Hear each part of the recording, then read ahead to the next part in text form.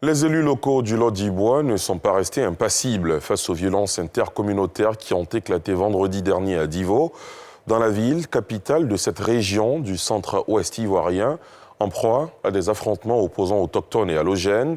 Ils ont prôné l'apaisement. Ils ont par ailleurs invité les communautés à tourner le dos aux démons de la division, de la haine et de la violence avant de rassurer les victimes de l'octroi de fonds d'indemnisation pour la reprise de leurs activités. Le compte-rendu de nos envoyés spéciaux, Thiemé Danger et Mathurin Badé.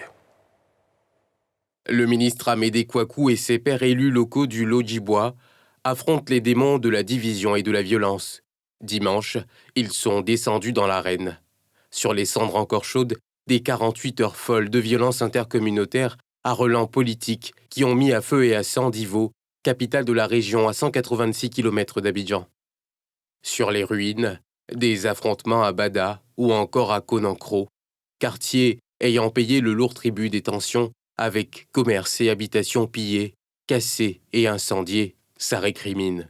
La guerre m'a déplacé, je suis venu à Divo. Je dis ici au moins c'est un campement. Les politiciens de maintenant, les gens ne sont pas sérieux, il faut que je dise. Hein? Ils bouffent dans les deux mains, ils ne respectent pas la parole. Puis nous mettent dans le problème.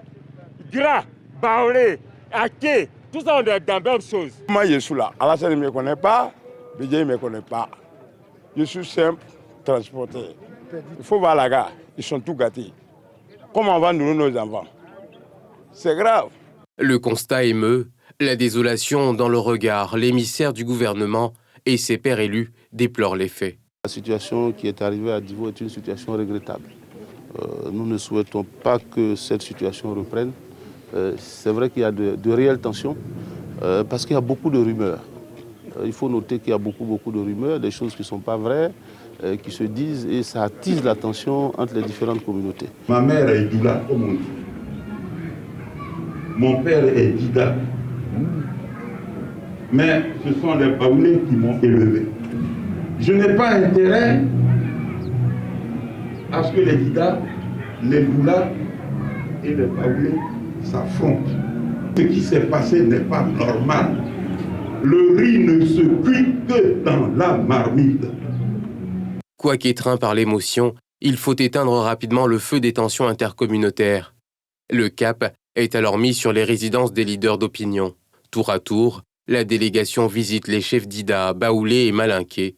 Tous sont par leurs enfants mis en mission d'apaisement.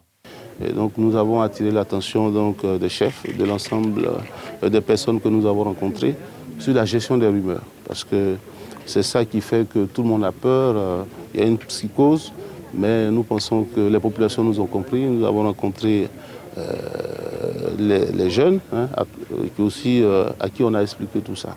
Des engagements ont été pris. Prions Dieu pour que la paix fragile qui est là actuellement puisse être consolidée dans les jours qui viennent. Divo, c'est une ville de brassage, ou une ville où c'est la tolérance et nos incompréhensions ne doivent pas nous amener au pire comme on l'a vu. Et nous sommes là aux côtés des populations pour promouvoir la paix, la cohésion et nous sommes sûrs et certains que notre appel au calme sera entendu. Réunis peu après à la résidence du premier magistrat de Divo, les têtes couronnées adhèrent à l'appel de leurs fils et frères élus. Les affrontements ont fait, selon des sources officielles locales, 32 blessés à l'arme blanche. Le nombre de morts, dont des sources non officielles évoquent au moins 2 décès, n'a pour l'heure pas été confirmé. En attendant, les activités ont repris dans la ville où les habitants ont vraisemblablement tourné la page des 48 heures de folle violence, même si récrimination et rancœur persistent.